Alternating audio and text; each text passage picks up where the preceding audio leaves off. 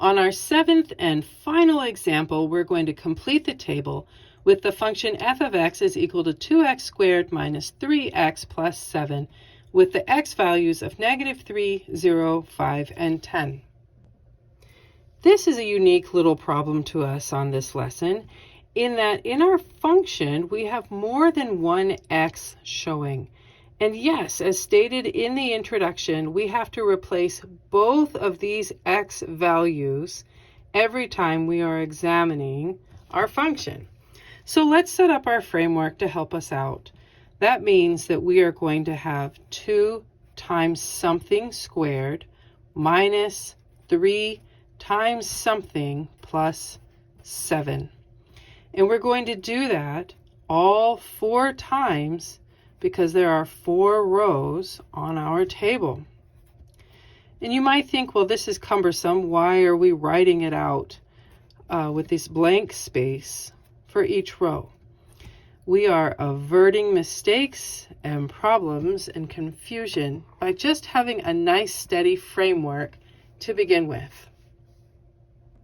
So remember, anytime you have more than one x in your function, you are going to replace them all. In this case, I have 2 x's. So we are going to replace both of the x's with the given value from the table that we are being asked to examine. All right, let's get started. So our first value is that of x being -3. So I'm going to substitute in a -3 for both of those x's. And because this is a squared value, yes, you most definitely need to use your parentheses around that -3. It changes things a lot. And for the sake of time, we are also going to use a calculator to simplify this for us.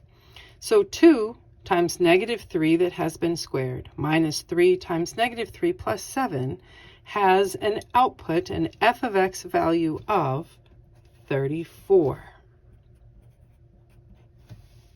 And then we substitute in on our second row a 0 for both of the x's. So as you type that into a calculator, you'll have 2 times 0 that has been squared minus 3 times 0 plus 7. And when you type that into your calculator, you get a very nice tidy answer of just 7. On our third row, we have been instructed to use a 5 to substitute in and replace both of our x's. As a result, we have 2 times 5, which has been squared, minus 3 times 5 plus 7. And when you type that into your calculator, you get an answer of 42. In our fourth and final row of this table, we have an x value to substitute in of 10.